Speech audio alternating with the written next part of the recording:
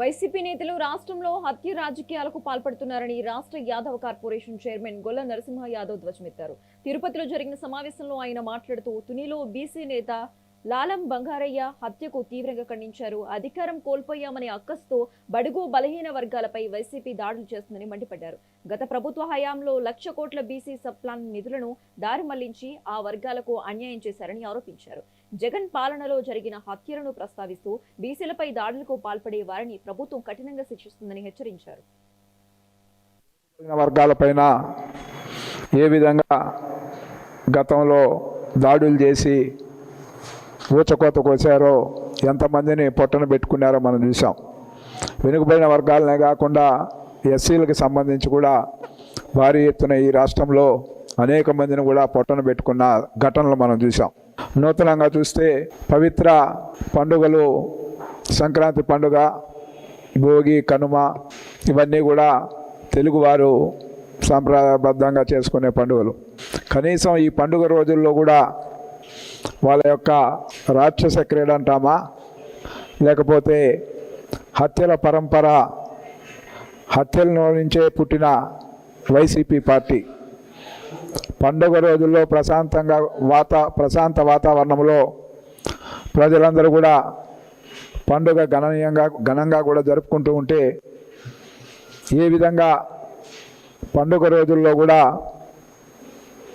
వారి యొక్క బీసీల పైన దాడులకి ఏ విధంగా పాల్పడ్డారో తుని నియోజకవర్గం కోటనందూరు మండలం అల్లీపూడి గ్రామానికి చెందిన టీడీపీ నాయకుడు, బీసీ నేత లాలం బంగారయ్యను వైసీపీ నేతలు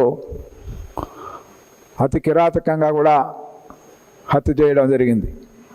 ఆ పండుగకు సంబంధించి, కనుమ పండుగకు సంబంధించి ఆ యొక్క దీంట్లో పాల్గొంటూ ఉంటే అక్కడికి వెళ్ళి కత్తులతో దాడులు చేసి చంపేసిన కిరాతకమైన చర్యను రాష్ట్ర వ్యాప్తంగా కూడా వెనుకబడిన వర్గాలన్నీ కూడా తీవ్రంగా కూడా ఖండిస్తూ ఉన్నాం. వైఎస్ఆర్సీపీ పార్టీ అనేది జగన్మోహన్ రెడ్డి ఆస్తులు కాపాడుకోవడానికి పెట్టిన పార్టీ. సావుతో మొదలైన పార్టీ, సావులను అడ్డంగా చూపించి అధికారంలో వచ్చిన పార్టీ జగన్మోహన్ రెడ్డి పార్టీ.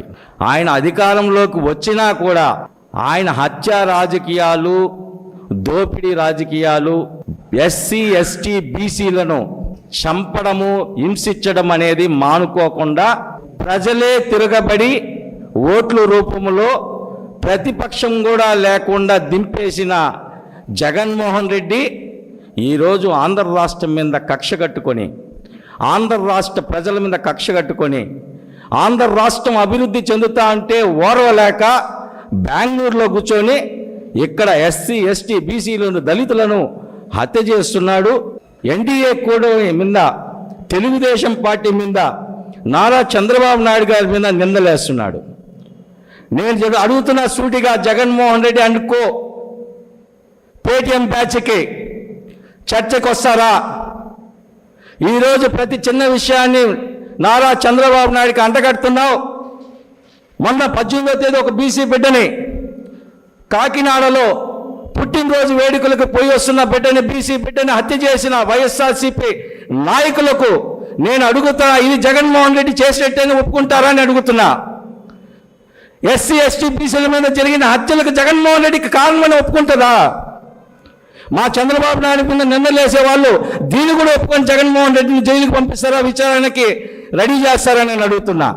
ఈలో నిలబడకుండా చిన్న చోటా నాయకులందరూ నారా చంద్రబాబు నాయుడిని విమర్శిస్తూ, రాష్ట్ర అభివృద్ధిని అడ్డుకుంటూ, రాష్ట్రానికి మంచి చేరుస్తా అంటే ఓర్వలేక ఈరోజు రాష్ట్రం